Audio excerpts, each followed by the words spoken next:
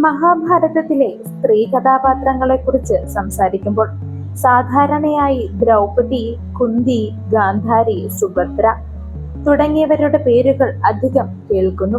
എന്നാൽ അധികമാരും കേൾക്കാത്ത മഹാഭാരത ചരിത്രത്തിലെ വളരെ പ്രധാനപ്പെട്ട ഒരു സ്ത്രീയുണ്ട്. അവളാണ് ദേവിക. മഹാഭാരതത്തിലെ രാജകീയ ബന്ധങ്ങളുടെ രാഷ്ട്രീയവും സ്നേഹവും കുടുംബജീവിതവും മനസ്സിലാക്കുവാൻ സഹായിക്കുന്ന ഒരു കഥാപാത്രം കൂടിയാണ് ദേവിക. അവൾ വെറും ഒരു രാജകുമാരിയല്ലായിരുന്നു, ധർമ്മരാജനായ യുധിഷ്ഠിരന്റെ ഭാര്യയാകുന്നു. കുരുക്ഷേത്ര യുദ്ധത്തിൽ നിശബ്ദ സാക്ഷിയായിരുന്നു അവൾ. ദേവികയുടെ ജനനം നടന്നത് ശൈവ്യ രാജ്യത്തിൽ ആയിരുന്നു എന്ന് മഹാഭാരതം സൂചിപ്പിക്കുന്നു. ശൈവ്യ രാജ്യത്തിന്റെ രാജാവായിരുന്ന ഗോവാസനന്റെ മകളായിരുന്നു ദേവിക.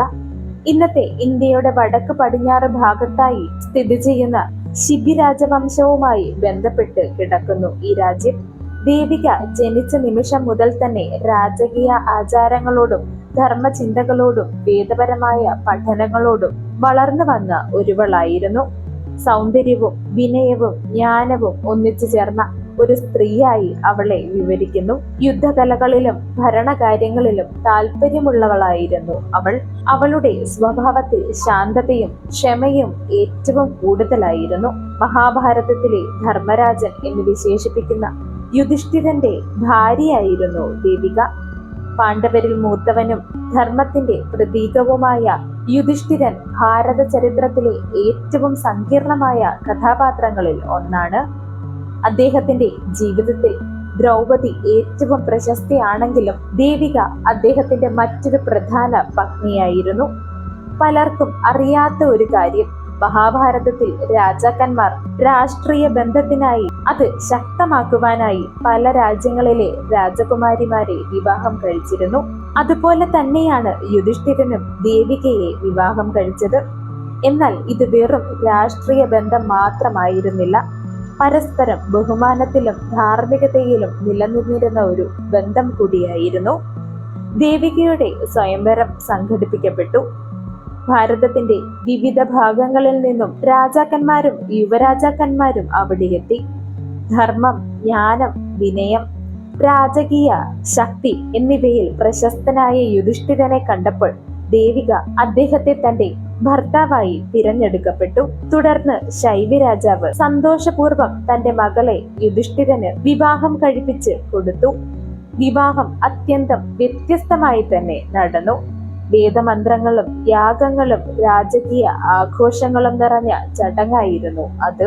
പാണ്ഡവരും കൗരവരും മറ്റു രാജാക്കന്മാരും ഈ വിവാഹത്തിൽ പങ്കെടുത്തു. ദേവികയുടെ വിവാഹ ജീവിതം വളരെ ശാന്തവും വിവേകപൂർവവും ആയിരുന്നു. ദ്രൗപദിയെ പോലെ രാഷ്ട്രീയ സംഘർഷങ്ങളുടെ കേന്ദ്രത്തിൽ ദേവിക അധികം വന്നിട്ടില്ല. എന്നാൽ അതുകൊണ്ട് അവളുടെ പ്രാധാന്യം കുറഞ്ഞിട്ടുമില്ല. യുധിഷ്ഠിരന്റെ ജീവിതത്തിലെ മാനസിക ശാന്തിയുടെ ഒരു ഭാഗം തന്നെയായിരുന്നു ദേവിക. രാജധാനിയിൽ സങ്കീർണ ബന്ധങ്ങൾക്കിടയിൽ പോലും അവൾ സമാധാനവും ഐക്യവും നിലനിർത്താൻ ശ്രമിച്ചു. കുന്തിയെയും ദ്രൗപദിയെയും അവൾ വളരെ ബഹുമാനിച്ചു. പാണ്ഡവരുടെ കുടുംബത്തിൽ ഉണ്ടായിരുന്ന പല സംഘർഷങ്ങൾക്കും അവൾ ക്ഷമയോടെയും ബുദ്ധിയോടെയും കൈകാര്യം ചെയ്ത് പരിഹാരങ്ങൾ ഉണ്ടാക്കി. ദേവികയ്ക്കും യുധിഷ്ഠിരനും ഒരു മകൻ ജനിച്ചു. അവന്റെ പേരാകുന്നു യൗധേയൻ. അവൻ ധീരനും ധാർമ്മികനുമായ യുവരാജാവായി വളർന്നു. പാണ്ഡവരുടെ രക്തവും ശൈവരാജ്യത്തിന്റെ പാരമ്പര്യവും ഒരുമിച്ച് ചേർന്ന രാജകുമാരനായിരുന്നു അദ്ദേഹം. ബാല്യത്തിൽ തന്നെ വേദപഠനവും ആയുധ പരിശീലനവും ഭരണകലയും അഭ്യസിച്ചു അവൻ.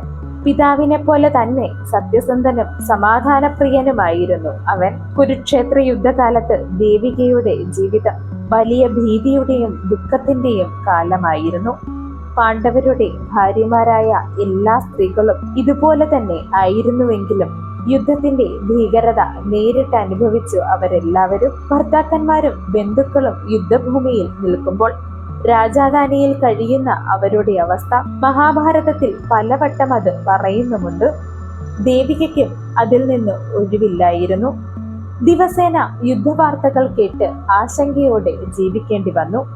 ഭീഷ്മർ വീണതറിഞ്ഞ ആ ഒരു വാർത്ത, അഭിമന്യുവിന്റെ മരണം, ദ്രോണരുടെ അന്ത്യം. ഇവയെല്ലാം ഓരോ സംഭവങ്ങളും അവരുടെ മനസ്സിനെ തകർത്തു.